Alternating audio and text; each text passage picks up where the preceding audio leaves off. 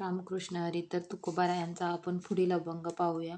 गायत्री विकोनी पोट जे जाळीती तया होय गती यमलोकी.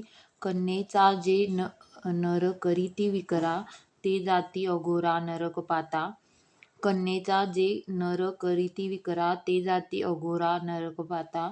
नाम गावोनिया द्रव्य जे मागती नेने तया गती कैसी होय. कैसी होय गती तेच हो जाणती आम्हासी संगती न लगे त्याची. आमुचा सांगाती आहे तो श्रीहरी न लगे दुराचारी तुका म्हणे. या सुंदर अभंगामध्ये तुकाराम महाराज आपल्याला म्हणतात की गायत्री मंत्र शिकवण्याबद्दल जे पैसे घेऊन आपला उदरनिर्वाह चालवतात त्यांना नरकाच्या यातना भोगाव्या लागतात. जो कोणी आपल्या कन्येची विक्री करतो तो अति भयानक नरकात जाऊन पडतो. जे हरिनाम गाऊन व हरिकथा करून पैसे मागतात त्यांना कशा प्रकारची दुर्गती प्राप्त होते हे काही कळत नाही. त्यांची गती तेच जाणतात. आम्हाला अशा लोकांची संगती नको आहे. तुकाराम महाराज म्हणतात, श्रीहरी हा सदैव आमचा सोबती आहे, म्हणून आम्हाला दुराचारी लोकांची संगती थोडी देखील नको आहे. आमुचा संगाती आहे तो श्रीहरी न लगे दुराचारी तुका म्हणे. पुढल्या अभंगामध्ये तुकाराम महाराज सांगतात की साधूच्या दर्शनाला जशी गवारा वेशेची या घरा पुष्पे नेशी. वेशादाशी मुरळी जगाची ओवळी ते तुझ सोवळी वाटे कैसी. तुका म्हणे आता लाज धरी बुच्चा टाचरांच्या कुच्चा मारावेगी.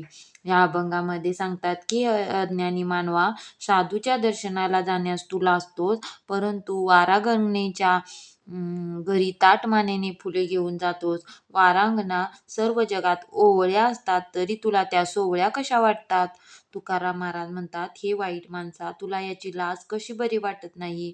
अशा माणसाला खेटराच्या टाचेने मारावे. असे तुकाराम महाराज म्हणतात की तुका म्हणे आता लाज धरी बुच्चा टाचराच्या कुच्चा मारावे गे.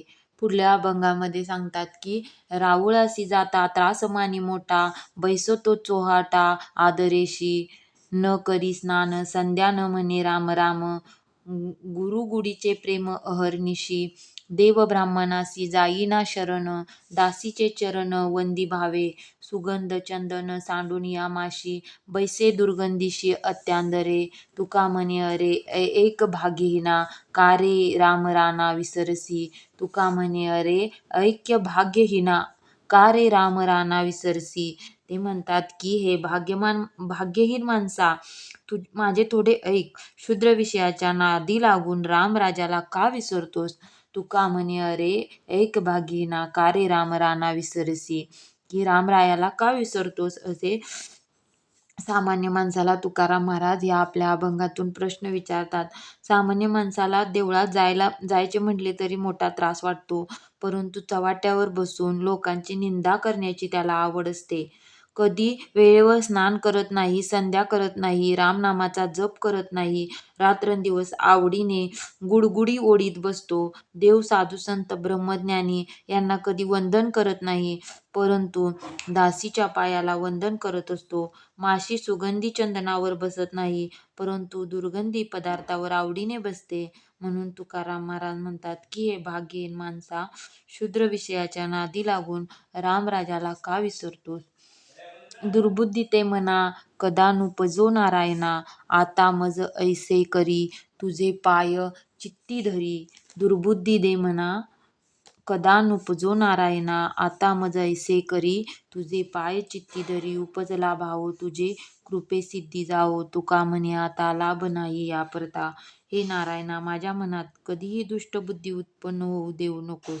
आता असे कर की तुझे चरण कमल माझ्या चित्तात सदैव राहील. तुझ्याबद्दल माझ्या मनात जी भक्ती निर्माण झाली आहे ती तुझ्या कृपेने सतत टिकून राहू दे. म्हणून तुकाराम महाराज म्हणतात की आता माझ्या मनात यापेक्षा कोणताही लाभ राहिला नाही. तुका म्हणे आता लाभ नाही या परता. उपजला भाव तुझे कृपे सिद्धी जाओ. की तुझ्याबद्दल माझ्या मनात जी भक्ती निर्माण झालेली आहे ती कायम टिकून राहू दे, असे या अभंगात तुकाराम महाराज म्हणतात. तरुवर बीजापोटी बीज तरुवरा शेवटी, तैसे तुम्हा आम्हा झाले एकी एक सामावले, उदकावरील तरंग तरंग उदकाचे अंग, तुका म्हणे बिंबछाया ठायी पावली विलिया. बीजाच्या पोटी जसे वृक्ष जन्म घेतात आणि वृक्षापासून पुन्हा बीज निर्माण होतात, त्याप्रमाणे हे देवा तुझ्यात व माझ्यात एकत्व आले आहे. आपण दोघे एकमेकात सामावलो आहेत. पाण्यावरती लाटा येतात आणि लाटामध्ये पाणीच असते. म्हणून तुकाराम महाराज म्हणतात, आरसा दूर केल्यावर बिंब आणि प्रतिबिंब हे दोन्हीही नाश पावतात. त्याप्रमाणे जीव व शिव भाव नाहीसे होऊन एक ब्रह्मतत्व शिल्लक राहते.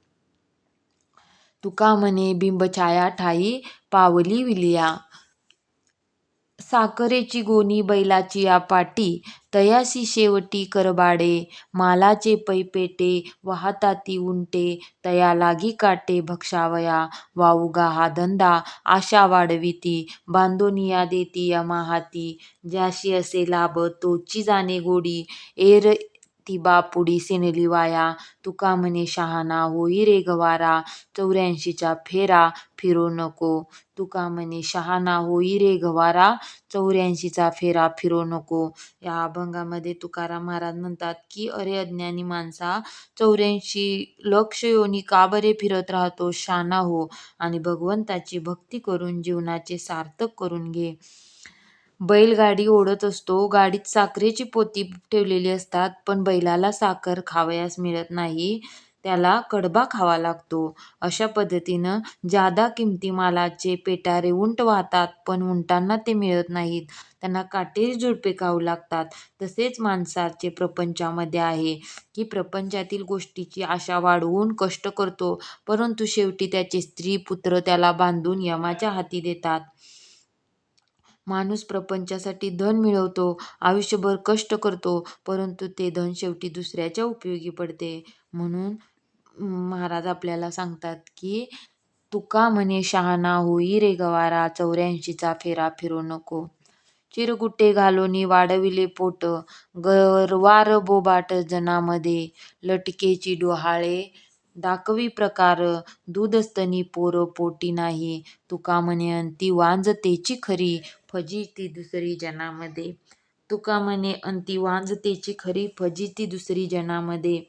की अखेरीस एका बाईने चिंधीच्या घड्यावर घड्या घालून आपले पोट वाढवले आणि जनामध्ये भास निर्माण केला की आपणास दिवस गेले आहेत, तरी डोहाळे लागल्याचे ते खोटे दाखवू लागली, पण तिच्या पोटात बाळही नव्हते. आणि त्यामुळे तुकाराम महाराज म्हणतात की शेवटी ती बाई वांज आहे असे उघडकीस येते आणि फजिती होते. तसे खोटेपणाने वागणाऱ्या माणसाची नेहमी फजिती होते.